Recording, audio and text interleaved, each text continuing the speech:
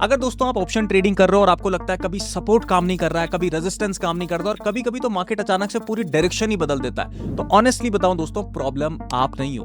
Problem है जो चीज आप देख रहे हो ना, वो अभी इनकम्प्लीट है। और दोस्तों मैं अपने 8 साल के एक्सपीरियंस से आपको यही बोलूंगा कि पैसा प्रिडिक्शन से नहीं बनता है, पैसा बनता है अलाइनमेंट से। अलाइनमेंट किन के साथ? उनके साथ जो मार्केट में सबसे ज्यादा पैसा लगा रहे हैं। और इसी सेम वजह से मैं आपको आज सिखाऊंगा कि वो जो बड़े प्लेयर्स हैं उनका फुटप्रिंट सिंपल इस डेटा डिकोडिंग शीट से किस तरीके से आप ट्रैक कर सकते हो। और ट्रैक ही नहीं, जब आप उनके साथ चलोगे तो किस तरीके से हम प्रॉफिट्स भी बना सकते हैं, ये भी हम इसी सेम वीडियो में समझेंगे। तो दोस्तों एंड तक इस वीडियो को देखना, क्योंकि आधी अधूरी नॉलेज, हाफ नॉलेज ज्यादा डेंजरस होती है बिना नॉलेज वाले इंसान से। तो अब अगर आपने शुरू कर ही दिया है तो इसको खत्म जरूर कर। ऑल्सो अगर आप मुझे पहली बार देख रहे हो और पहले से नहीं जानते हो, तो मैं हूं अभिषेक। मैं पिछले आधे दशक से ट्रेडिंग कर रहा हूं और अभी तक 400 से ज्यादा स्टूडेंट्स को भी सक्सेसफुली ट्रेनिंग दे चुका हूं। Also, I have been invited to one of the most prestigious institutions like IIT to do trading sessions for them. अब दोस्तों पूरी रामकथा को समझने से पहले ना हमें एक सिंपल से क्वेश्चन को यहां पर रेज करना होगा कि भाई अगर आप मार्केट में पैसा लूज कर रहे हो तो कोई तो कमा रहा होगा। ऐसा तो नहीं है कि पैसा हवा बन गया है, कोई ना कोई कमा रहा है, किसी ना किसी की जेब में जा रहा है। यानी कि कोई एक बंदा है जिसके पास मार्केट का कंट्रोल है। सवाल यह बनता है मार्केट का कंट्रोल किसके पास है। अब इमेजिन करो, जब आप एक ऑप्शन बाय करने जाते हो तो कितनी की इन्वेस्टमेंट लगती है। जैसे कॉल और पुट आपको बाय करना है, 7,000 रुपए, 8,000 रुपए, 10,000 रुपए, इतना ही लगता है, राइट। लेकिन आप इक्वेशन को फ्लिप कर दो, अब आप ऑप्शन सेल करने जाते हो। अब ऑप्शन सेलिंग वैसे तो नॉर्मल रिटेलर करता नहीं है। क्यों नहीं करता है? क्योंकि उसमें कैपिटल ज्यादा देना पड़ता है। जो ऑप्शन बाई आप 4-5 हजार, 6,000 में कर सकते हो, आप उसको सेल 4-5 हजार में नहीं कर सकते। आपको करीबन 1 से 1.5 लाख रुपए देना पड़ेगा सेम ऑप्शन को सेल करने के लिए। अब यहां से एक चीज क्लियर हो जाती है कि ऑप्शन बायर से ज्यादा पैसा लगता है ऑप्शन सेलर का। यानी कि सेम चीज के लिए कोई अगर ज्यादा पैसा पे कर रहा है तो इसका मतलब मार्केट का कंट्रोल उसके हाथ में है और डायरेक्शन भी वो डिसाइड कर रहा है। अब यहां तक जाने के लिए हमें बड़े प्लेयर के तरीके से सोचना शुरू करना पड़ेगा। यानी कि ऑप्शन सेलर का क्या प्लान है कल के बाजार में। अब सोचने का मतलब ये नहीं है कि मैं फिर भी गेस कर रहा हूं, गेस नहीं करना है, लॉजिकल इंटरप्रिटेशन करना है उसकी सोच का। जब बड़ा प्लेयर कुछ करता है तो उसका डेटा बनता है, उसकी रिपोर्ट आती है, और वो रिपोर्ट हमें कहां दिखेगी जिससे हम उसकी तरीके से सोच सकेंगे? ओपन इंटरेस्ट में। अब जब भी मैं ओपन इंटरेस्ट, ऑप्शन चेन बोलूंगा तो लोग घबरा जाते हैं, हड़बड़ा जाते हैं कि मेरे से तो नहीं डिकोड हो पाएगा। लेकिन घबराओ मत, स्टेप बाय स्टेप आपको बताने वाला हूं कि क्या देखना है और क्या नहीं देखना है, जिससे आपकी और बड़े प्लेयर की सोच अलाइन होने लगे। लेकिन सबसे पहले यह समझो कि आज हमें जो ऑप्शन चेन और ओपन इंटरेस्ट देखना है वो हम बायर के पर्सपेक्टिव से बिल्कुल नहीं देखेंगे, वो हम देखेंगे ऑप्शन सेलर के पर्सपेक्टिव से। और जब हम अपना पर्सपेक्टिव चेंज कर लेंगे तो धीरे धीरे करके आपको भी पूरी की पूरी पिक्चर क्लियर होने लगेगी। यहां से आप एक चीज समझो पहले, अगर कोई कॉल सेल कर रहा है, कॉल को सेल कर रहा है, शॉर्ट कर रहा है, तो उसका ओपिनियन क्या है, उसका व्यू क्या है? वो मार्केट को नीचे के लिए रखना चाहेगा, राइट। क्योंकि कॉल बायर अगर ऊपर के लिए रखना चाहता है तो कॉल सेलर नीचे के लिए रखना चाहेगा। सिंपल हो गया। अब पुट सेलर का ओपिनियन समझो, अगर कोई पुट सेल कर रहा है यहां से, तो वो मार्केट को कहां रखना चाहेगा? गेस करिए, बताइए। ऊपर की तरफ रखना चाहेगा अपने लेवल से, क्योंकि तभी उसको मुनाफा होगा। कॉल सेलर रेजिस्टेंस बनाता है, मार्केट को नीचे के लिए रखता है। पुट सेलर सपोर्ट बनाता है और मार्केट को ऊपर के लिए रखता है। इससे हम यह भी बता सकते हैं कि मार्केट में अगर कॉल सेलर ज्यादा है तो मार्केट नीचे की डायरेक्शन में जाएगा, अगर मार्केट में पुट सेलर ज्यादा है तो मार्केट ऊपर की डायरेक्शन में जाएगा। इतना सबको पता है, और नहीं पता तो अब आपको पता चल गया है। लेकिन दोस्तों मार्केट में इतना काफी नहीं है। ये जब लोगों को पता चल जाता है तो वो ओवर कॉन्फिडेंट हो जाते हैं और उनको लगता है कि बस मैंने मार्केट को डिकोड कर लिया है। और 90% लोग यही गलती करते हैं। ये सिर्फ अभी हमने स्ट्रक्चर समझा है, लेकिन रियल पिक्चर हमें तब समझ में आएगी जब हम डेटा को स्क्रीन पे देखना शुरू करेंगे। अब देखो, डेटा स्क्रीन पे देखने के लिए आपको ज्यादा दूर नहीं जाना है। आप इस वाली वेबसाइट पे आ जाइए, सेंसिबल पे, ठीक है। यहां पे आपको आ जाना है वॉच लिस्ट वाले ऑप्शन पे, ठीक है। आप इस पे वॉच लिस्ट पे जाएंगे, अगर निफ्टी नहीं है यहां पे तो ऐड कर लेना और इसका आप चार्ट ओपन कर लेना। यहां पे ये चार्ट ओपनड है, ठीक है। मैं आपको 3 महीने पीछे ले जाऊंगा, because I am not SEBI registered, and SEBI registered ना होने के कारण मैं आपको लाइव प्राइसेस पे नहीं बता सकता हूं। लेकिन 3 महीने पीछे के डेटा पे मैं आपको इंफॉर्मेशन जरूर दे सकता हूं आपकी एजुकेशन के लिए, ठीक है। अब आपको क्या करना है, यहां पे से ओआई प्रोफाइल ऑन कर देनी है। समझ गया आपने ये ओआई प्रोफाइल ऑन कर दी है। ओआई का मतलब क्या होता है अगर आपको नहीं पता? ओआई का मतलब होता है दोस्तों ओपन इंटरेस्ट। अब जैसे मैंने आपको बताया, ध्यान से समझिएगा, कोई कॉल सेलर बैठा हुआ है, तो कॉल सेलर हवा में तो नहीं बैठा हुआ है, किसी ना किसी स्ट्राइक प्राइस पे बैठा हुआ है। तो वो कौन सी स्ट्राइक प्राइस पे बैठेगा और कितने कॉन्ट्रैक्ट्स खोलेगा? एक कॉल शॉर्ट करेगा, 2 कॉल करेगा, 10 करेगा या 10,000 करेगा, उसी चीज को बोलते हैं ओआई, यानी कि ओपन इंटरेस्ट।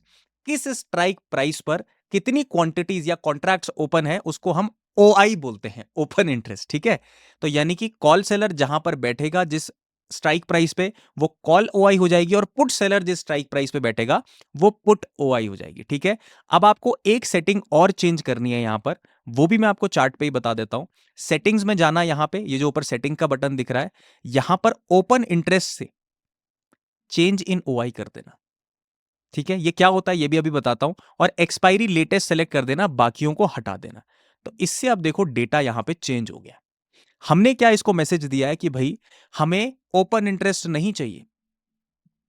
ओपन इंटरेस्ट क्या होता है पूरा का पूरा, कि मतलब एक स्ट्राइक प्राइस पे टोटल कितने कॉन्ट्रैक्ट्स खुले हुए हैं। और चेंज इन ओआई जो हमने डाला है इसमें, उसका मतलब क्या होता है कि किसी स्ट्राइक प्राइस पर पहले जितने थे उससे हमें लेना देना नहीं है, नए कॉन्ट्रैक्ट्स कितने आए हैं। तो इस नए कॉन्ट्रैक्ट्स कितने आए के डेटा से हम लेटेस्ट ट्रैक कर सकते हैं कि मार्केट में बड़े प्लेयर का क्या व्यू बन रहा है। समझ गए? और रीसेंट एक्सपायरी जो हमने चूज करी है यहां से, इससे हम लेटेस्ट का व्यू पकड़ सकते हैं। अब मान लो किसी ने पुरानी एक्सपायरी पे शॉर्ट कर दिया कुछ भी करने के लिए, तो ये डेटा चेंज हो गया। अब आप देख रहे हो लेकिन पुराना आगे के लिए डेटा देख रहे हो आप, तो हमें इतना आगे नहीं जाना, इंट्राडे में खेल हो जाता है लेटेस्ट एक्सपायरी में। तो लेटेस्ट एक्सपायरी का डेटा आपने सेलेक्ट करना है, तो ये फिलहाल के लिए आपकी सेटिंग्स बन जाती हैं। अब देख लेते हैं कि हमें इस ओआई को रीड कैसे करना है चार्ट के ऊपर प्रैक्टिकल तरीके से। देखो सबसे पहले आप होवर करो इन बार्स के ऊपर और देखो कि सबसे बड़ा बार पहले तो कहां बना हुआ है, क्योंकि देखो छोटी छोटी पोजीशन से हमें लेना देना नहीं है, बड़ी पोजीशन बड़ा खेल बड़ा पैसा कहां पर है। ये बड़ा खेल हुआ है, यहां पे देख सकते हो आप। इस पे मैंने होवर किया तो तीन चीजें आ गई। स्ट्राइक प्राइस आ गई, जो सबको पता है क्या होता है। आप जब कोई कॉन्ट्रैक्ट बाई करने जाते हो, स्ट्राइक प्राइस सर्च करते हो ना, जीरोधा धन किसी पे भी, तो स्ट्राइक प्राइस सर्च करते हो, वो सबको पता है। लेकिन कॉल ओआई क्या होता है? कॉल ओआई रेड बार में दिखा होगा। रेड मतलब क्या होता है? बियरिश।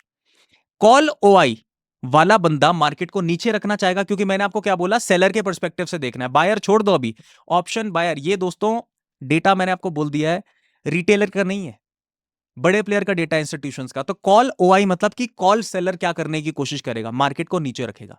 पुट सेलर क्या करने की कोशिश करेगा, मार्केट को ऊपर रखेगा। ज्यादा कौन है यहां पे? ज्यादा कौन है यहां पे? पुट सेलर ज्यादा है, पुट ओआई ज्यादा है, क्योंकि 28 लाख कॉन्ट्रैक्ट हैं पुट सेलर के, और कॉल सेलर के कितने? सिर्फ और सिर्फ 20 लाख। अब देखो यहां पे समझो, जब यहां पे लड़ाई हो रही है, अब एक लड़ाई यहां से ऐसे हो रही है, प्राइस नीचे के लिए आएगा, यहां पे 28 लाख लोग बैठे हुए हैं, और प्राइस ऊपर जाएगा, यहां पे 20 लाख लोग बैठे हुए हैं। तो कौन भारी पड़ेगा? 20 लाख वाले 28 लाख वालों को पीट देंगे, या फिर 28 लाख वाले 20 लाख वालों को पीट देंगे? ऑब्वियस सी बात है, जो ज्यादा है वो पीट पाएंगे, चांसेस ज्यादा है। तो ध्यान से देखो अब क्या होगा। जब भी प्राइस इस स्ट्राइक प्राइस पे आएगा 25,300 पे, तो एक तो यहां पर 28 लाख वाले कोशिश करेंगे हम और बाइंग करें। यस, क्योंकि उनका मेजर सपोर्ट है, ये वो ऑलरेडी पहले से ज्यादा है, तो वो अपनी भीड़ और बढ़ाने की कोशिश करेंगे। दूसरी चीज, अगर मार्केट इसके नीचे चला गया तो वो कोशिश करेंगे कि ये फेक ब्रेकडाउन बना करके दोबारा मार्केट को ऊपर लेके जाएं, जिसको लिक्विडिटी स्वीप भी बोलते हैं। समझ गए? और वो क्या कोशिश करेंगे कि यहां पर मार्केट को बुलाया जाए, क्योंकि जब वो अपने एरिया में बुलाएंगे तभी तो अच्छी फाइट भी ले पाएंगे। समझ रहे हैं? ये उनका एरिया है जहां पे से उनका पैसा बनता है, ये उनका मेजर सपोर्ट है, ये उनकी टेरिटरी है। और आप अगर चार्ट पे जाकर के, मैं तो अनफॉर्चुनेटली आपको नहीं दिखा सकता हूं live prices according to SEBI rules, लेकिन आप जाएंगे और इसे ट्रैक करेंगे तो आपको दिखेगा जिस भी प्राइस पर जो भी तरीके का ओआई ज्यादा है, ज्यादातर वही प्लेयर्स वहां पर जीतते हैं। आप खुद देखो, अगर एक फुटबॉल का मैच हो रहा है, आप एक साइड 3 खिलाड़ी रख लो और एक साइड 12-15 खिलाड़ी रख लो, मतलब होते तो 11 है लेकिन आप 20 रख लो, तो कौन जीतेगा भाई? 3 को नचा दिया जाएगा। यही यहां पर होता है कि भाई अगर यहां पे 28 लाख लोग बैठे हुए हैं और यहां पे 20 लाख हैं, तो ऑब्वियसली वो वाले लोग ज्यादा हो जाएंगे जिनका नंबर ज्यादा है। अब जब भी मार्केट इस फुटप्रिंट के पास आएगा, जो ये बड़ा सा नंबर है, तो मार्केट जरूर एक अपसाइड का मूव दे सकता है। और यही होता है दोस्तों इंस्टीट्यूशनल फुटप्रिंट।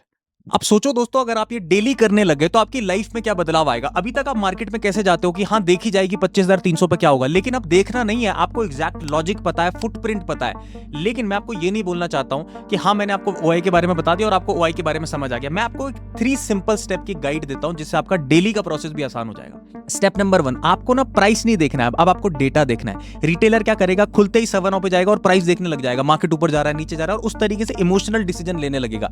आप छोड़ दो प्राइस को, आप डेटा देखो, ये वेबसाइट खोलो, इस पे सेटिंग्स जैसे बताई मैंने वैसे डालो और डेटा देखो कि भाई डेटा क्या बोल रहा है। प्राइस झूठ बोल सकता है, डेटा झूठ नहीं बोलेगा। अब आपको डेटा ओरिएंटेड ट्रेडर बनना है। कैसे बनना है? सबसे पहले आप क्या करो, ओआई प्रोफाइल खोल करके बैठ जाओ जिस तरीके से मैंने आपको बताया, ठीक है। दूसरा, आपको ओआई प्रोफाइल में ऊपर नीचे, बहुत ऊपर नीचे नहीं जाना है। आपको क्या करना है, करंट प्राइस के आसपास का ही स्ट्राइक प्राइस देखना है। देखो अगर आप बहुत दूर का देख रहे हो, मार्केट चल रहा है 1000 पॉइंट नीचे, आप 1000 पॉइंट ऊपर का देख रहे हो, तो आपसे मतलब टाइम वेस्ट है। जो करंट प्राइस का ओआई है या स्ट्राइक प्राइसेस है, उन पे देखना है कि भाई क्या खेल चल रहा है। खेल क्या देखना है, ये देखना है कि भाई कॉल ओआई कहां पर ऐड हो रहा है। अगर कोई कॉल ओआई ऐड कर रहा है, इसका मतलब वो मार्केट में उस लेवल पे रेजिस्टेंस एक्सपेक्ट कर रहा है। अगर कोई पुट ओआई ऐड कर रहा है, इसका मतलब क्या है कि वो मार्केट में सपोर्ट ऐड कर रहा है। तो ये दो चीजें आपको जरूर देखनी है। इससे क्या होगा आपको फायदा, देखो इससे आपको पता चल जाएगा कि मार्केट का बायस क्या है। अब आप रैंडम जो चीज कर रहे हो ना, वो खत्म होने लग जाएगी। पता है आपको कॉल ओआई ज्यादा है तो आपको पता है मार्केट का बायस बियरिश है। आपको पता है कि पुट ओआई ज्यादा है, आपको पता है मार्केट का बायस बुलिश है। और अगर आपको यह लगता है कभी कि मार्केट में कॉल और पुट ओआई दोनों बराबर है, तो इसका मतलब मार्केट साइडवेज भी हो सकता है।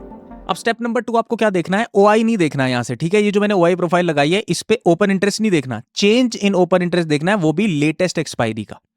क्योंकि देखो क्या होता है, 80% रिटेलर क्या गलती करेंगे, यहां पर ओआई बिल्ड हो रखा है कॉल का, यहां पे पुट का बिल्ड हो रखा है, ठीक है।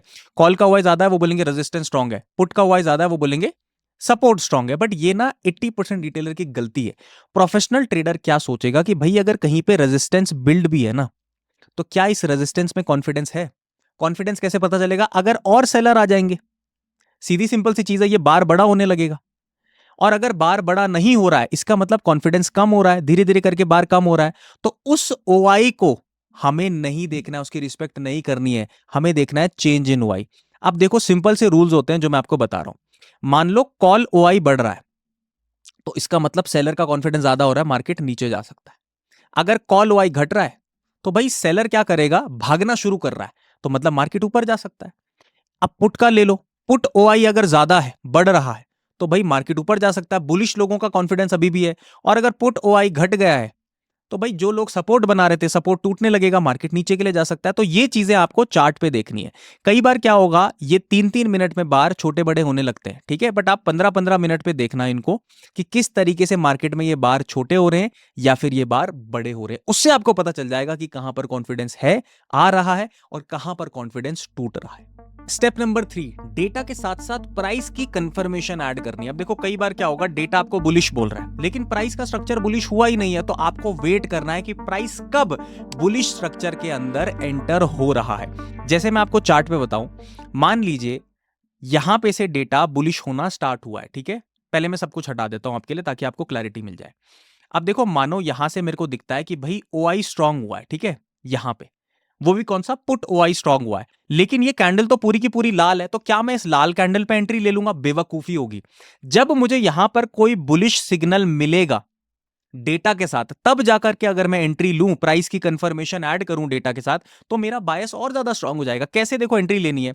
अब मान लो ये यहां पर कैंडल बन गई, आप क्या करो, ये फिबोनाची का टूल लगाया, इसको इस तरीके से ड्रॉ कर दिया। अब आपको पता है कि भाई बियरिश एंट्री तो मैं लेने नहीं वाला। क्यों? क्योंकि यहां पे पुट का ओआई बहुत ज्यादा है, तो मैं फंस सकता हूं। तो मैं वेट करूंगा 50% के ऊपर मार्केट की क्लोजिंग का।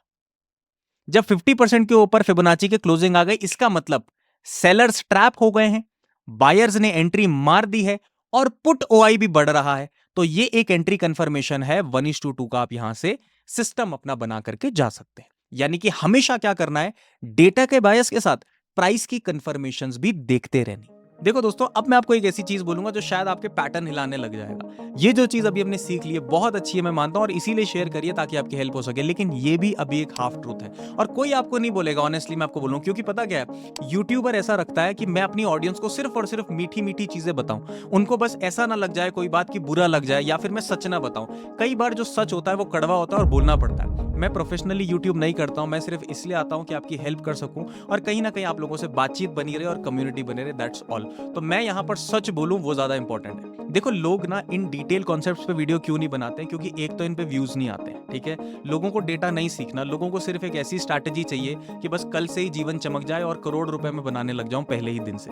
दूसरी चीज, इन कॉन्सेप्ट्स पे डिटेल लगती है, बहुत ज्यादा रिसर्च लगती है, इसलिए भी लोग इन कॉन्सेप्ट्स को अवॉइड करते हैं। और तीसरी चीज, कोई भी आके आपको ये नहीं बताएगा कि ऑप्शन चेन पे पूरा रिलाई नहीं करना होता। ऑप्शन चेन में प्रॉब्लम कब आती है, जब एफआईआई और प्रोप्राइटरीज, ये जो दो मेजर पार्टिसिपेंट है, ये अपोजिट साइड बैठे होते हैं और कोई भी तरीका नहीं है ऑप्शन चेन पे देखने का कि एफआईआई कहां बैठा हुआ है और प्रोप्राइटरी कहां बैठा हुआ है।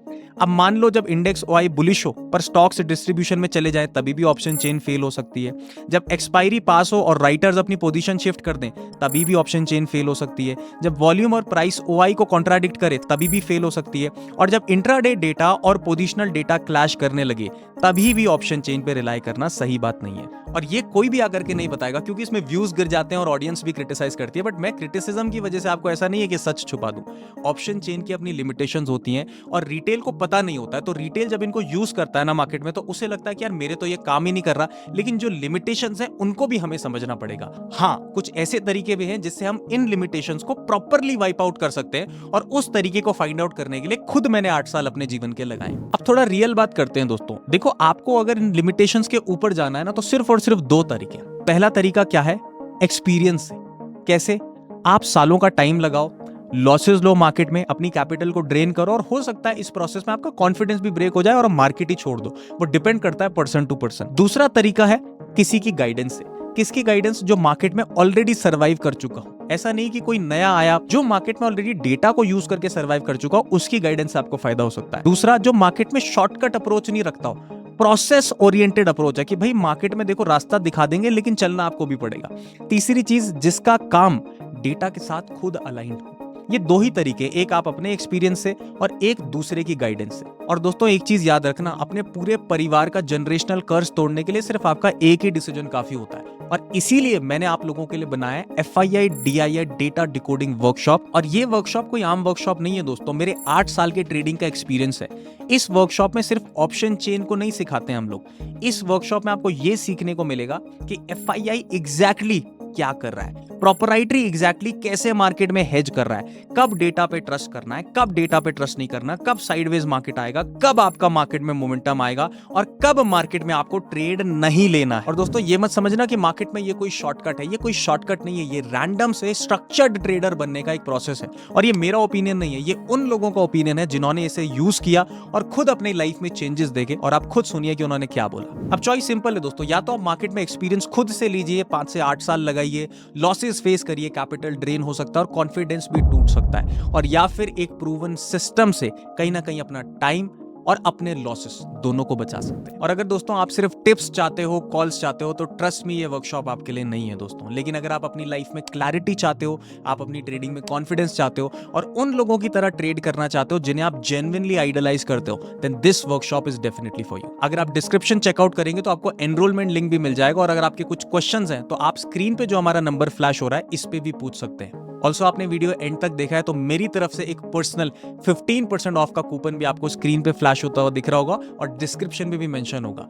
ऑल्सो दोस्तों 9, 10 और 11 तारीख को हम लाइव इस वर्कशॉप को कंडक्ट करने वाले हैं। पहले आपको रिकॉर्डेड सेशंस मिल जाएंगे एंड देन आपको लाइव सेशन 1-to-1 मेरे साथ बात करने की अप्रोच भी मिलेगी, जिसमें हम लाइव देखेंगे किस तरीके से डेटा को यूटिलाइज किया जाता है और कौन सी स्ट्रैटेजीज पे जो 10 से 11 साल के बैक टेस्टेड डेटा पे काम किया जाता है। और हम दोस्तों यही बैठे हैं आपके सपोर्ट के लिए। पहले आप देखो, समझो और अगर वैल्यू लगे तभी आप ज्वाइन करो। देखो दोस्तों, मार्केट पेशेंस भी आपका बहुत ज्यादा टेस्ट करेगा, बहुत टाइम आपको लगेगा चीजें समझने में, लेकिन डेटा जो है वो आपसे हमेशा सच बोलेगा। आज, कल, परसों, हमेशा कभी भी मार्केट एक इमोशनल गेम है ही नहीं। इमोशनल डिसीजंस कभी मार्केट में काम नहीं आएंगे। लेकिन अगर आप बड़े बड़े एग्जांपल्स देखेंगे ना, तो आप देखेंगे कि प्रॉपर अंडरस्टैंडिंग और स्ट्रक्चर्ड अप्रोच के साथ सब कुछ किया जा सकता है। मिलते हैं आपसे नेक्स्ट वीडियो में, तब तक के लिए स्वस्थ रहिए, मस्त रहिए, खुश रहिए एंड सबसे इंपॉर्टेंट सबका आदर कीजिए। जल्दी मिलते हैं।